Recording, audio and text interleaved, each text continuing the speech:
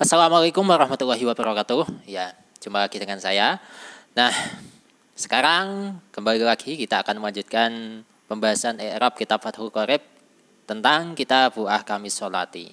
Ya, kita sudah sampai ke bagian berapa ini ya? Pokok sesuai judul lah ya.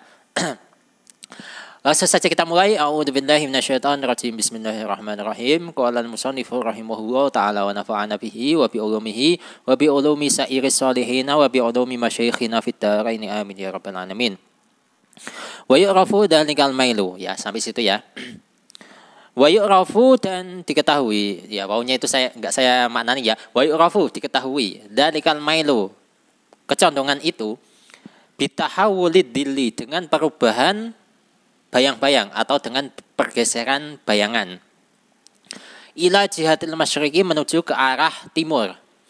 Ba'da tanahi kisorihi setelah puncak dari batas setelah puncaknya keterbatasan bayang-bayang. Alladhi huwa ghayatu irtifa'i syamsi yang mana tanahi kisorihi itu merupakan puncak dari tingginya matahari. Jadi tanahi kisorihi itu maksudnya itu matahari kalau sudah ada di tengah-tengah, ya itu sudah puncak, sudah keterbatasannya seperti itu. Nah, ketika geser sedikit nah, itu sudah masuk waktu duhur ya. Kemudian selanjutnya wa akhiruhu untuk waktu terakhir atau batas akhir dari waktu duhur. Waqti duhri, yaitu maksudnya adalah akhir dari waktu duhur, yaitu idza sara ketika menjadi atau ketika berubah ya. Apa yang berubah atau apa yang menjadi di kulli syai'in, bayang-bayang dari segala benda, segala sesuatu. Itu mislahu, sama seperti kulli syai', sama seperti benda tadi. Ba'da dili zawali, di sini ba'da maknanya ghaira. Ghaira dili zawali, tanpa menambahkan bayang-bayang benda ketika zawal gitu. Nah, jadi untuk artinya kurang lebihnya seperti itu ya. Sekarang kita menuju ke analisis. Wa yu'rafu, wawnya di situ waw istinaf. Yu'rafu merupakan fi'il mudhari' mabni majhul, dibaca rafa, tandanya dhammah. Sebab yu'rafu tidak diawali amil nasab ataupun amil jazm, seperti itu. Kemudian dalikal mailu adalah naibu fa'il dari yu'rafu. Sebenarnya untuk naibu fa'ilnya itu dalika saja. Dalika itu naibu fa'il, kemudian al-mailu itu menjadi badal mutobik atau badal kul mingkul dari dalika. Seperti itu. Selanjutnya bitahawulid dilli adalah jar majrur, huruf jarnya ba, majrurnya adalah lafadz tahawulid dilli yang berupa idhofah. Ya, tahawuli sebagai mudhaf, ad-dilli sebagai mudhaf ilaih. Tahawul itu masdar dari tahawwala ya tahawwalu tahawulan. Itu ya. Untuk adili adalah isim jamid. Ya, gambarannya seperti itu. Selanjutnya ila jihatil masyriqi adalah jar majrur lagi, huruf jarnya ila, majrurnya adalah lafadz jihatil masyriqi yang juga berupa idhofah, jihati sebagai mudhaf, al masyriqi sebagai mudhaf ilaih. Tuh. Selanjutnya ba'da tanahi kisarihi. Ba'da tanahi kisarihi ini menjadi dhorof ya. Dhorof zaman, menunjukkan keterangan waktu. Setelah berakhirnya keterbatasan bayang-bayang tadi. Tuh. Menunjukkan keterangan waktu, di sini dibaca nasab ya. Tanda nasabnya menggunakan fathah pada lafadz ba'da. Itu ya. Di sini berupa idhofah ya, ba'da sebagai mudhaf, tanahi sebagai mudhaf ilaih yang pertama, kisori sebagai mudhaf ilaih yang kedua, hi sebagai mudhaf ilaih yang ketiga. Gitu ya. Untuk tanahi itu masdar dari tanaha itu ya. Tafa'ala ya tafa'alu tafa'ulan. Tanaha ya tanaha tanahian. Bukan tanahuyan. Ya, nanti silakan dicek di tasrifah ya, di tasrif istilahi. Itu kalau di tasrif istilah itu ikut kepada lafadz ta'ato kalau nggak salah. Ta'ato ya ta'ato ta'atian gitu. Ya, nanti bisa dicek. Itu. Kemudian kisori ya atau kisorun kalau dibaca rafa ya. Berhubung di sini menjadi mudhaf ilaih dibaca jar kisori. Itu isim jamid, untuk hi adalah isim dhamir. Selanjutnya alladzi huwa ghayatu irtifa'i syamsi ya. Ini menjadi sifatnya tanahi kisarihi ya. Jadi batas akhir dari bayang-bayang yang pas di tengah-tengah benda tadi itu yang bisa disebut sebagai puncak dari tingginya matahari. Sifatnya apa? Sifatnya puncaknya bayang-bayang. Ya, puncak dari pertengahan hari. Itu.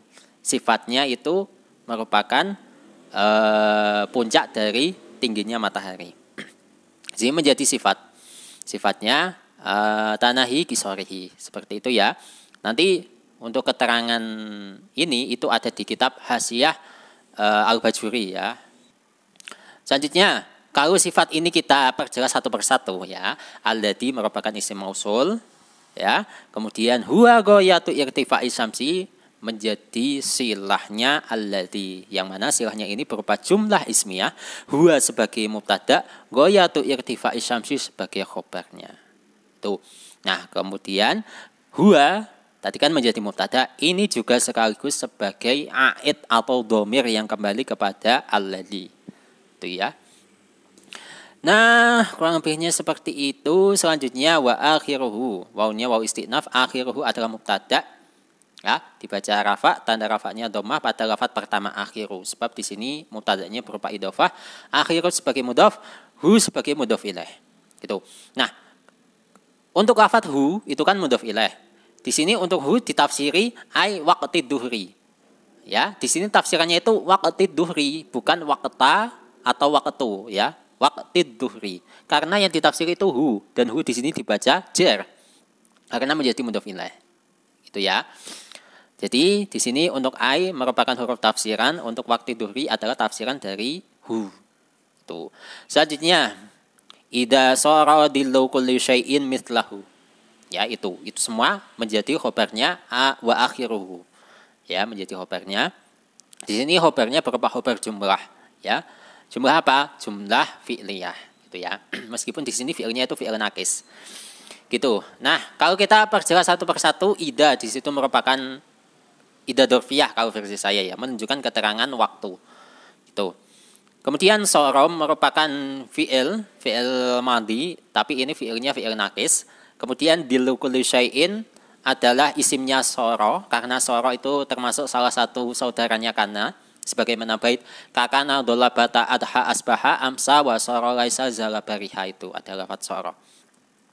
Itu. Di sini untuk isimnya soro berupa idhofah, dillu sebagai mudhof, kulli sebagai mudhof ilah pertama, syai'in sebagai mudhof ilah yang kedua.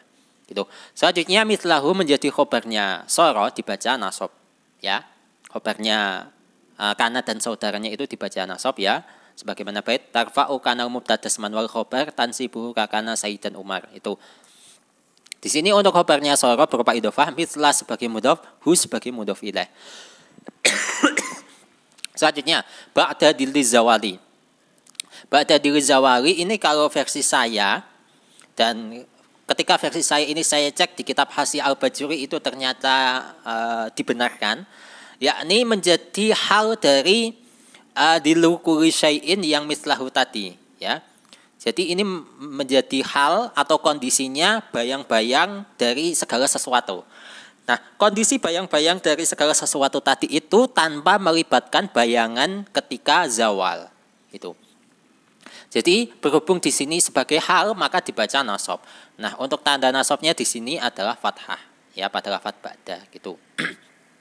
Dan di sini untuk halnya itu berupa syibeh jumlah.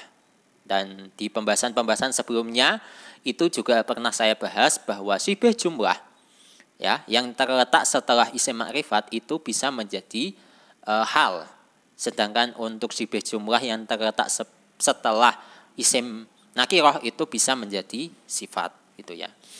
Nah, untuk di sini syibeh jumlahnya itu terletak setelah isim ma'rifat. Isim ma'rifatnya mana? Yaitu mithlahu tadi atau hu itu ya, isim dhamir itu. Nah, itu. Dan di sini untuk lafaz ba'da itu maknanya adalah ai ghairu. Ya, makanya di sini tafsirannya itu ghairu bukan ghairu atau ghairi. Ya, karena tadi menjadi hal. Hal itu dibaca nasab. Ya, makanya ghaira. Di sini ditandai dengan fathah. Ai sebagai huruf tafsiran, ghaira sebagai tafsiran dari ba'da. Jadi di sini ba'da jangan kalian maknani setelah, tapi selain. Itu ya. Ikut dengan pendapatnya musannif ini. Jadi kurang lebihnya seperti itu. Wallahu a'lam bishawab. Semoga ini bermanfaat untuk kalian semua, dan insya Allah pembahasan selanjutnya akan kita bahas di video selanjutnya. Wassalamualaikum warahmatullahi wabarakatuh.